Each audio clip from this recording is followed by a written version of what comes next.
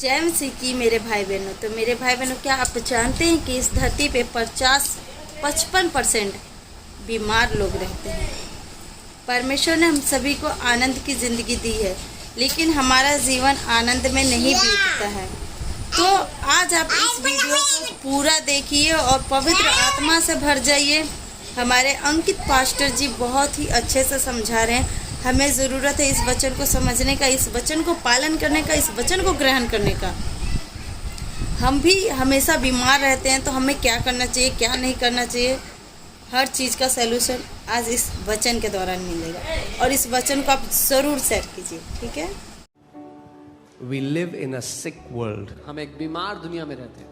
आप जानते हैं जिस दुनिया में हम हैं The world वो बीमार है। is sick. मैं 10-20% की बात नहीं कर रहा हूँ। I'm not talking about 10-20%. एक स्टडी के अनुसार, मैं रिसेंटली एक स्टडी को पढ़ रहा था, उसके अनुसार 95% लोग इस पृथ्वी पे बीमार हैं। I was going through a study recently, and according to that, 95% people on the earth are sick. Okay, so आप ये देख सकते हैं, the global burden of disease study and population health metrics states that approximately 95% of the global population experienced health issues at some point during the year, with only 5% remaining completely free from health problems. So जो जनसंख्या निकाली गई इस अध्ययन के द्वारा, उसमें मालूम हुआ कि लगभग 95% लोग वर्ष के दौरान किसी ना किसी समस्या से बीमार हुए, और केवल 5% लोग थे जो स्वास्थ्य की समस्या से पूरी तरह मुक्त रहे। क्यों मैं आपको ये दिखा रहा हूँ? Why am I showing you this? कि आपको पता चले कि आपके आसपास क्या हो रहा है, So that you know what is happening around you. और अगर उस परमेश्वर की पूर्ण इच्छा इस पृथ्वी पे पूरी होती, And if the will of that God was being manifested on the earth, और अगर जैसे कई लोग बोलते हैं अरे उसकी मर्जी ना हो तो बीमारी नहीं आ सकती, and as many people say, oh, if it's not His will, sickness cannot come. तो अगर उसकी इच्छा से आज 95% लोग सताव में हैं, लोग कैंसर से मर रहे हैं, लोग एड्स से मर रहे हैं, लोगों के हार्ट फेल हो रहे हैं, बच्चे बीमारी में मर रहे हैं, तो फिर he is an evil creator. Then if according to His will people are dying in cancer, children are dying, people are sick and suffering, तो फिर वो एक बहुत ही दुष्ट सृष्टि करता है। फिर वो एक अच्छा परमेश्वर नहीं, Then He is not a good God. वो फिर उन शैतान बच्चों की तरह है जो एक मेंढक को पकड़ लेते हैं, उस पे पत्थर मारते हैं, या एक जानवर को पकड़ लेते हैं बेजुबान और उसको मार मार के लहूलुहान कर देते हैं, और उससे उनको मजा आता है। तो उस खुदा को सताओ दे दे के, अपने सृष्टि को सता के उसको मजा आता है फिर। Then He is like those evil kids who like to torment animals and shed their blood, and they take pleasure in that. He is like that God who wants to make His creation suffer and get pleasure out of it. क्यों मैं आपको ये बात बता रहा हूं? Why am I telling you this? क्योंकि अपने आसपास की परिस्थिति को देखकर आप परमेश्वर की परिभाषा को नहीं जान सकते। Because you cannot look around what's happening and then define God according to it. यीशु मसीह आया प्रकट करने के लिए कि परमेश्वर पिता कैसा है। Jesus came to manifest how the heavenly Father is. और उसने कहा कोई नहीं जानता उस स्वर्गीय पिता को, केवल उस पुत्र को जो उसके अंदर में से निकल के आया है। And he said no one knows the Father except the Son who came out of the bosom of the Father. Okay, so एक पहली बात जान लो, So know this. परिस्थितियां हमें नहीं बता सकती सत्य क्या है। Situations cannot tell us what is the truth. इसीलिए तो आज इतने लोग नास्तिक हैं, Which is why many people are atheists today. क्योंकि जब आसपास देखते हैं When they look around, तो उन्हें दिखता है। मैंने आपको क्या बोला था, अगर आप किसी राज्य में जाओ, जैसे सऊदी अरेबिया जाओ जहां पे राजा है, या दुबई जाओ, और वहां पे आप देखो लोग मर रहे हैं सड़क में, खाने को नहीं है, भूख से मर रहे हैं, लोगों के पास अच्छी सुविधाएं नहीं है, तो वहां से आपको क्या पता लगता है राजा कैसा है उस जगह का? दुष्ट है। I told you, if you go to a kingdom where there are still kings like Saudi Arabia, and if you see people dying on the streets out of hunger, don't have amenities, you will say the king is an evil king. तो इससे हमें पता लगता है कि कोई तो है जो इस पृथ्वी पे राज कर रहा है जो दुष्ट है। So that tells us that there is somebody who's ruling on this earth who is evil. कितने लोग मेरे साथ हैं? How many of you? आप समझ रहे हो इस बात को? You understand? परमेश्वर इस पृथ्वी पे अभी राज्य नहीं कर रहा है। God is not ruling on this earth right now. यीशु मसीह ने कहा the prince of this world is coming, talking about devil. यीशु ने कहा इस जगत का राजकुमार आ रहा है, वो शैतान की बात कर रहा है। सो कौन रूल कर रहा है इस पृथ्वी पे अभी? Who is ruling on the earth? क्योंकि जब आप आसपास देखो तो आपको पता लग जाएगा कोई विकेट बंदा है जिसको मजा आ रहा है सताव देकर लोगों को। Because when you look around, you see there is someone who is evil, who is getting pleasure by tormenting people. क्योंकि पृथ्वी पर अभी उस खुदा की इच्छा पूरी नहीं हो रही। Because the will of that God is not being perfected on the earth right now. इसीलिए प्रभु यीशु मसीह ने हमसे कहा कि तुम ऐसे प्रार्थना करो कि हे हमारे पिता तू जो स्वर्ग में है, तेरा नाम पवित्र माना जाए, तेरी इच्छा पृथ्वी पे पूरी हो जैसे स्वर्ग में पूरी होती है। This is why Jesus taught us to pray like this.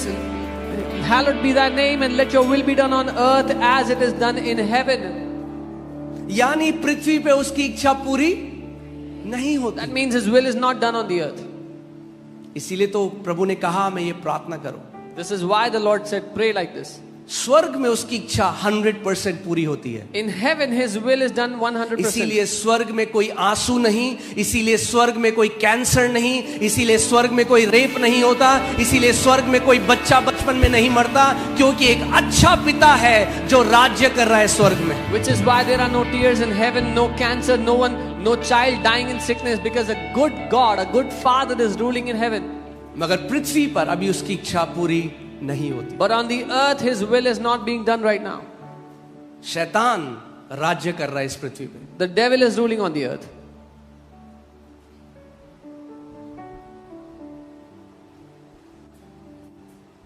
America में स्लेवरी जो है, दास बनाना लीगल था।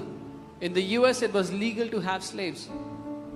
ओके और कैन यू सो आप देखेंगे अब्राहम लिंकन जो थे वहां के राष्ट्रपति, उन्होंने एक नई घोषणा निकाली जिसको बोला गया है इमेंसिपेशन प्रोक्लेमेशन।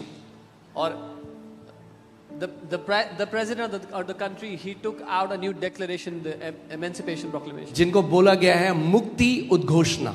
मुक्ति उद्घोषणा। और ये मुक्ति उद्घोषणा क्या थी?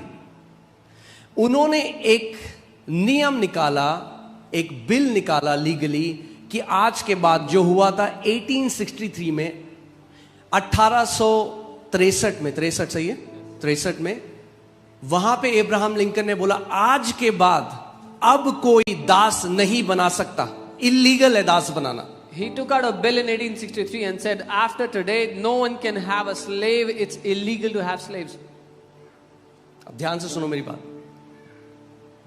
लीगली ये डिक्री निकाल दी गई एक राष्ट्रपति के द्वारा अमेरिका में, जो हाईएस्ट अथॉरिटी है। A president who is the highest authority of the country made a legal decree.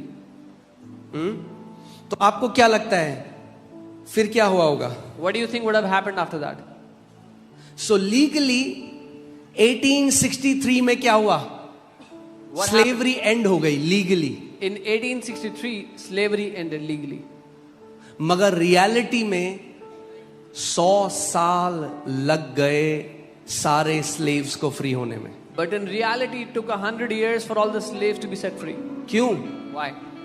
पहली बात, क्योंकि कई जो दास थे, गुलाम थे, उन गुलामों को पता ही नहीं था कि उनकी आजादी की घोषणा 100 साल पहले हो चुकी है। Because many of those slaves did not even know that there is a declaration that has already set them free.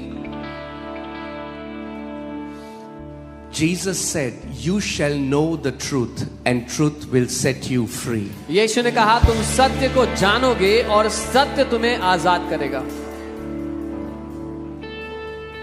Okay 100 साल हो गए, It's been 100 years. फिर भी लोग गुलामों को रखे हैं अपने घर में, और वो क्या चाहते हैं? इस गुलाम को कभी भी ये इमेंसिपेशन प्रोक्लेमेशन नहीं सुनाई देनी चाहिए, क्योंकि जिस दिन इसको पता लग गया ये खड़ा हो जाएगा अपने अधिकार में। People still had slaves working under them. They had slaves in their house and they never wanted the truth to come to them, because the day the slave will know, he will come out.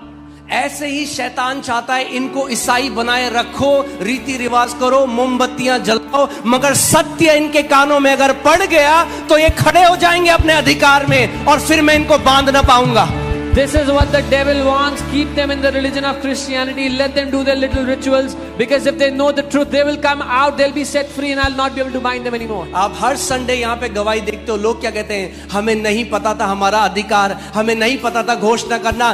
जिस दिन से घोषणा करने लगे, cancer चंगे हो गए, दुष्ट आत्मा से आजाद हो गए, अलग अलग बीमारियां चंगी हो गई। क्यों? क्योंकि उन्होंने सत्य को जान लिया है। और यीशु मसीह ने कहा, जब तुम सत्य को जान लोगे तो वो तुम्हें हर एक बंधुआई से आजाद कर देगा। You hear testimonies every Sunday in this place how people, when they got to know their authority, they came out of cancers and sicknesses. Jesus said, when you will know the truth will set you free. Amen. तो इसका मतलब आप उतने ही आजाद हो जितने सत्य को आप जानते हो। So that means you're only free to the extent to which you know the truth. उतना नहीं जितना आप गिड़गिड़ाते हो, उतना नहीं जितना आप उपवास करते हो, जितना आप सत्य को जानते हो। Not as much as you beg or you fast, but as much as you know the truth. Hallelujah. तो यानी आपकी दौड़ गिड़गिड़ाना नहीं है, भीख मांगना नहीं है, सत्य को जानना है। So your race is not begging and crying, but to know the truth. और सत्य क्या है? What is the truth? यूहन्ना 17:17 में यीशु मसीह ने कहा, हे पिता, हमें अपने सत्य से शुद्ध कर, तेरा वचन ही सत्य है। John 17:17, Jesus said, sanctify us by your truth. Your word is truth. अपनी बाइबल को ऊपर उठाओ अपने हाथों में, Lift up your Bible in your hands. बोलो, खुदा तेरा वचन सत्य है। Tell him, Lord, your word is the truth. Amen. Hallelujah. So legally 1863 में फ्री हो गए, Legally they were free in 1863. मगर 100 साल तक गुलाम रहे क्योंकि सत्य को नहीं जानते थे। But they remained slaves for 100 years because they did not know the truth. क्योंकि जिस दिन आप सत्य को जान लोगे, Because the day you will know the truth. जिस दिन आप जान लोगे कि 2000 साल पहले एक इमेंसिपेशन प्रोक्लेमेशन रिलीज करी गई कलवरी के क्रूज से, जिसमें यीशु ने कहा, आज के बाद सारे बंधुओं को छुड़ा दिया जाए, आज के बाद सारे पापियों को क्षमा कर दिया जाए और सारे बीमारों को चंगा कर दिया जाए। देखे ना मेरे भाई बहनों, आप लोग को भी पता चल गया ना कि इस धरती पे कितने लोग बीमार रहते हैं और किस तरीके से छुटकारा पाएंगे। तो मुझे विश्वास है कि आप इस वीडियो को देख के आगे कुछ लोगों को शेयर भी कर दिए ताकि वो लोग भी इस सारी बीमारियों से छुटकारा पाए। तो जय मसीह की मेरे भाई बहनों।